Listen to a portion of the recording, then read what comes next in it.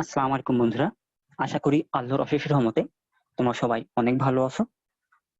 আজকে আমরা শেখার চেষ্টা করব কনফিউশন ম্যাট্রিক্স এর অ্যাকুরেসি, প্রিসিশন, রিকল এবং এফ মেজার সম্পর্কে। তো আমরা প্রথমে জানবো আসলে কনফিউশন ম্যাট্রিক্স কি এবং এটা কেন ব্যবহার করা হয়। তো আমরা কিন্তু ইতিপূর্বে বিভিন্ন ধরনের ক্লাসিফায়ার পড়েছিলাম, যেমন text classifier, linear classifier, non linear classifier, KNN classifier, এই যে বিভিন্ন ধরনের ক্লাসিফায়ার। এই ক্লাসিফায়ার গুলো আসলে পারফরমেন্স কেমন সেটা মেজার করার জন্য আমরা কনফিউশন ম্যাট্রিক্স ব্যবহার করি। তো তাহলে কনফিউশন ম্যাট্রিক্স কেন ব্যবহার করি সেটা আমরা জানতে পারলাম। তো এখন আমরা দেখবো আসলে কনফিউশন ম্যাট্রিক্সটা কেমন বা কনফিউশন ম্যাট্রিক্সটা আসলে কি। তো দেখো, আমরা জানি আমরা যখন ক্লাসিফায়ারের সাহায্যে কোনো কিছু মেজার করি তখন কিন্তু আমরা অ্যাকচুয়াল ভ্যালুটা সর্বদা বলতে পারি না, আমরা কিন্তু একটা প্রেডিকশন করি যে অ্যাকচুয়াল ভ্যালু ইয়েস হতে পারে অথবা নো হতে পারে, এমন একটা আমরা প্রেডিকশন করি। সেই ভ্যালুটা কিন্তু সর্বদা মানে সঠিক হয় না। তো সেটা আমরা এখানে দেখবো যে যে কোনো জিনিস যে একটা অ্যাকচুয়াল ভ্যালু থাকবে আর একটা হচ্ছে প্রেডিকশন ভ্যালু থাকবে। প্রেডিকশন ভ্যালুটা কি করবে ক্লাসিফায়ার, আর অ্যাকচুয়াল ভ্যালুটা অ্যাকচুয়াল ভ্যালুই। তো ধরো যেখানে একটা রোগ, ধরো এখন যেহেতু করোনা ভাইরাস চলছে, করোনা ভাইরাসের মহামারী চলছে, আমরা যদি করোনা ভাইরাসের কথা চিন্তা করি, যে ধরো তুমি করোনা ভাইরাস পরীক্ষা করতে গেছো, তো করোনা ভাইরাসটা পরীক্ষা করবে কিসের মাধ্যমে? একটা মেশিনের মাধ্যমে, ঠিক আছে? তো মেশিনটা তোমার ক্লাসিফায়ার, যেটা তোমাকে প্রেডিক্ট করবে যে তোমার করোনা ভাইরাস আছে কি নেই। তো ধরো অ্যাকচুয়ালি তোমার করোনা ভাইরাস আছে, ইয়েস, তোমার করোনা ভাইরাস হচ্ছে পজিটিভ, ইয়েস, এবং মেশিন বলছে হ্যাঁ ইয়েস পজিটিভ, তোমার করোনা ভাইরাস পজিটিভ। দেখো তোমার সত্যই আছে, মেশিনও বলছে আছে, তাহলে মেশিন কি সত্য বলতে পারলো না ভুল বললো? অবশ্যই সত্য বললো। তার মানে সত্যই পজিটিভ, ট্রুলি পজিটিভ, সত্যই তোমার কিন্তু করোনা ভাইরাস আছে। এবার দেখো তোমার করোনা ভাইরাস পজিটিভ, ইয়েস, কিন্তু মেশিন বলছে না তোমার করোনা ভাইরাস পজিটিভ না, নেগেটিভ। তাহলে মেশিন কি সত্য বললো? নেগেটিভটা যে বললো, মেশিন কি সত্য বললো না মিথ্যা বললো? মিথ্যা বললো, তার মানে ফলস নেগেটিভ। তোমার অ্যাকচুয়ালি করোনা ভাইরাস আছে কিন্তু মেশিন বলছে না নেই, নেগেটিভ বলছে, তার মানে এটা ফলস বললো, তাহলে ফলস নেগেটিভ। আবার দেখো তোমার করোনা ভাইরাস নেই কিন্তু মেশিন বলছে পজিটিভ, তোমার নেই কিন্তু মেশিন বলছে পজিটিভ, তাহলে মেশিন কি সত্য বললো না মিথ্যা বললো? মিথ্যা বললো, তার মানে ফলস বললো। তাহলে ফলস পজিটিভ বলছে, মেশিন বলেছে ফলসলি পজিটিভ বলেছে। মেশিন বলছে পজিটিভ কিন্তু আসলে এটা পজিটিভ না, ফলস, তাহলে ফলসলি পজিটিভ। আবার দেখো তোমার করোনা ভাইরাস নেই কিন্তু মেশিনও বলছে কি তোমার করোনা ভাইরাস নেই, তখন মেশিন কিন্তু এখন সত্যই বলছে তোমার করোনা ভাইরাস সত্যই নেগেটিভ। তার মানে কি ট্রুলি তোমার করোনা ভাইরাসটা কি নেগেটিভ। তুমি দেখছো যে তোমার করোনা ভাইরাস নেই আর মেশিনও বলছে হ্যাঁ তোমার করোনা ভাইরাস নেগেটিভ, তার মানে এটা কিন্তু ট্রু হয়ে গেল, ট্রুলি নেগেটিভ। এই যে ম্যাট্রিক্সটা, এই ম্যাট্রিক্সটাকে আমরা বলছি কনফিউশন ম্যাট্রিক্স। এখন আমরা এটা এক্সাম্পলের মাধ্যমে দেখার চেষ্টা করব, ঠিক আছে? আচ্ছা, তো ধরে নাও যে আমরা একটি ক্লাস ধরছি, যে ক্লাস এ ক্লাস। তো এই ক্লাসের অ্যাকচুয়াল কিছু ভ্যালু আছে আর কিছু প্রেডিকশন ভ্যালু আছে। এটা আমার অ্যাকচুয়াল ভ্যালু, এটা হচ্ছে আমার প্রেডিকশন ভ্যালু। তো দেখো অ্যাকচুয়াল ভ্যালু ইয়েস হতে পারে, নো হতে পারে, আবার প্রেডিকশন ভ্যালুটাও ইয়েস হতে পারে, নো হতে পারে। তো দেখো আমরা এখানে দেখতে পাচ্ছি যে আমাদের অ্যাকচুয়াল ভ্যালু ইয়েস হবে কত 8.5, কিন্তু প্রেডিকশন ভ্যালু কি বলা হচ্ছে? ইয়েস বলা হচ্ছে 8.6, আবার অ্যাকচুয়াল ভ্যালু নো হচ্ছে 6.7, আর প্রেডিকশন ভ্যালু নো হচ্ছে 5.7। তার মানে দেখো তো আমরা এখান থেকে কনফিউশন ম্যাট্রিক্স তৈরি করতে পারবো কিনা। তো দেখো ইয়েস, আমি বলছি আমার সত্য ইয়েস, আবার মেশিনও বলছে ইয়েস, কত 8। তার মানে দেখো এই 8টা কিন্তু সত্যই পজিটিভ, তার মানে এই ট্রুলি পজিটিভ ভ্যালু কত হবে? 8 হবে, ট্রুলি পজিটিভ ভ্যালু হচ্ছে 8। আবার দেখো সত্য ইয়েস হবে 5, এটা ইয়েস হচ্ছে 5 কিন্তু এ বলছে কি নো, তাহলে এ কি ভুল বললো না? এই যে নো বললো এটা কি ভুল বললো, তাহলে ফলস বললো, তাহলে ফলস নেগেটিভের ভ্যালু কত পেলাম আমরা? 5, ফলস নেগেটিভ ইকুয়াল টু হচ্ছে 5। আচ্ছা দেন অ্যাকচুয়াল ভ্যালু নো হচ্ছে 6, কিন্তু এ প্রেডিকশন ভ্যালু কি বলছে? যেটা হচ্ছে ইয়েস, এ বলছে পজিটিভ কিন্তু আসলে কি নেগেটিভ, এই যে পজিটিভ বলছে এটা কিন্তু ফলসলি বলছে, তার মানে ফলস পজিটিভ। তার ভ্যালু কত হচ্ছে আমার? তার ভ্যালু হচ্ছে 6। দেন যদি এমন হয় যে অ্যাকচুয়ালি নো কিন্তু আমার প্রেডিকশন ভ্যালু বলছে নো, তাহলে অ্যাকচুয়ালি না প্রেডিকশন ভ্যালু বলছে নো, তার মানে এটা কি সত্যই নো না? সত্যই কিন্তু নো, ট্রুলি নেগেটিভ। এর ভ্যালু কত আমরা পেলাম? 7।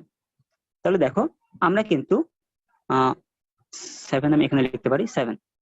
তাহলে আমরা কিন্তু যখন আমাদের একটা ক্লাস থাকছে এই ক্ষেত্রে কিন্তু আমরা সরাসরি ইয়েস নো টেবিল থেকে আমরা truly positive, false negative, falsely positive, truly negative এর ভ্যালু বের করে ফেলতে পারছি।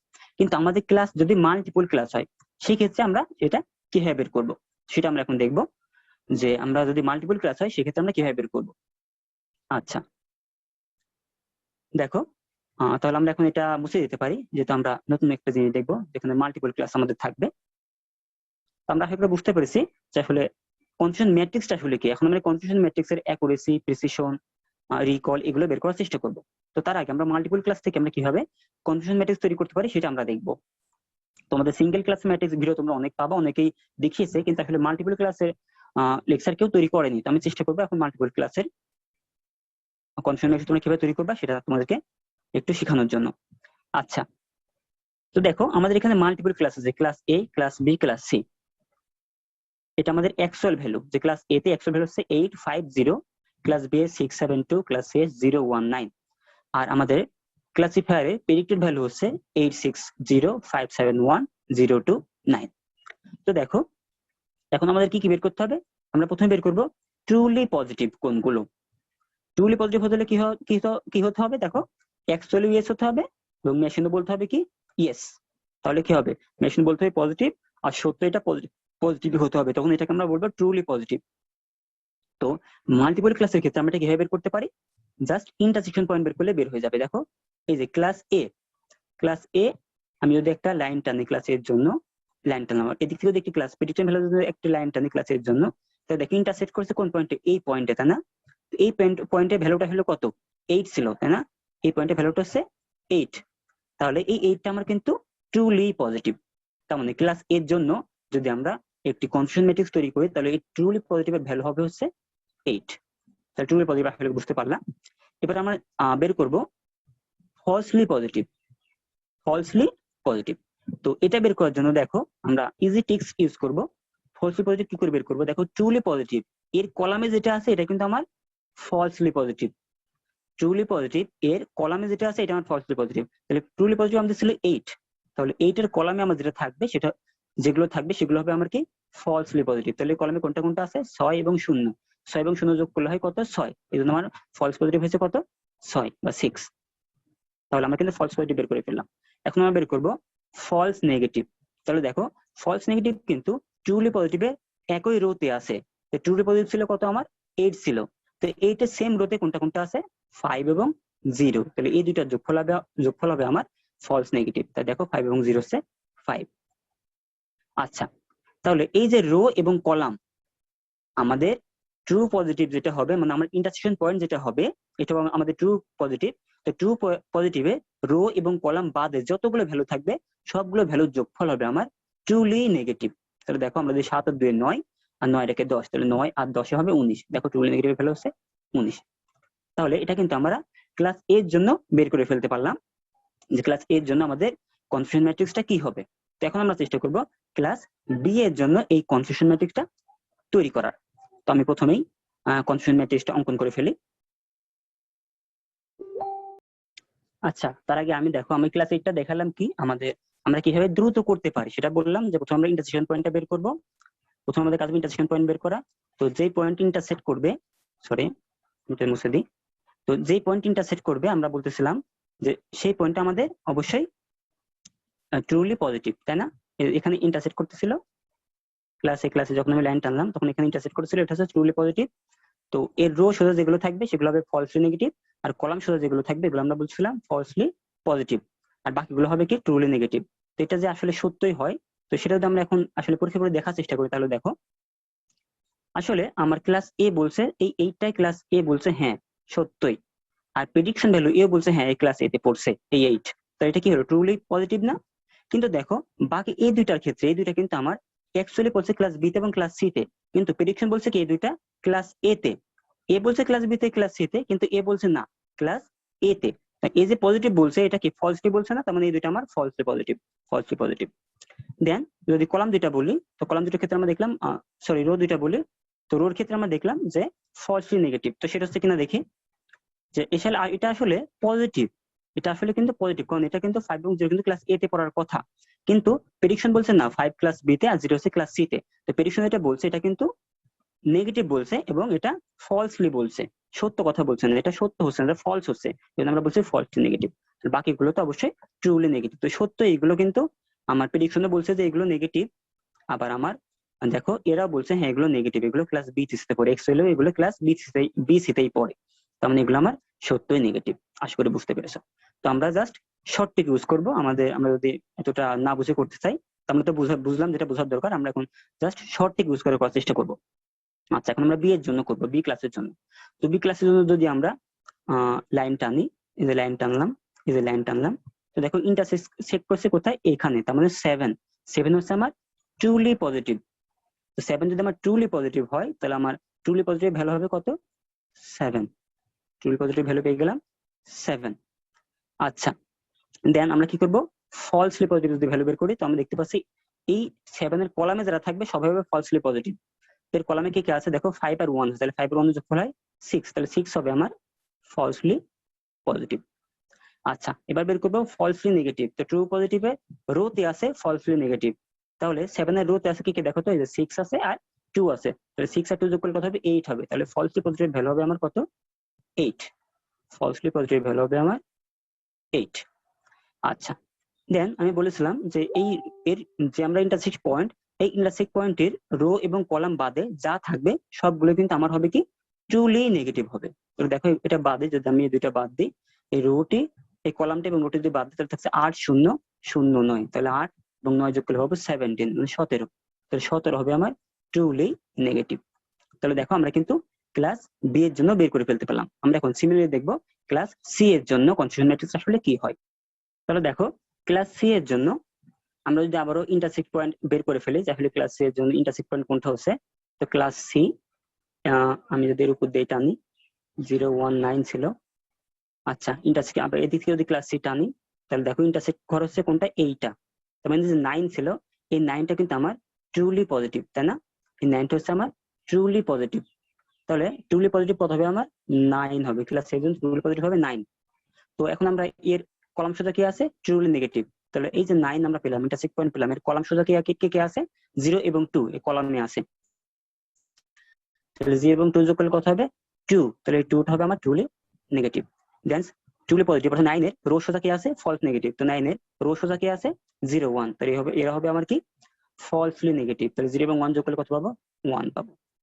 আচ্ছা তো এই দুইটা, এই কলাম এবং রো বাদে যারা আছে, এই যে 8 5 6 7, এরা সবাই কি হবে আমার ট্রুলি নেগেটিভ। তাহলে 8 এবং 5 হচ্ছে 13, 6 এবং 7 হচ্ছে 13, তাহলে 13 প্লাস 13 হচ্ছে 26, অর্থাৎ আমার ট্রুলি নেগেটিভ হবে কত, 26।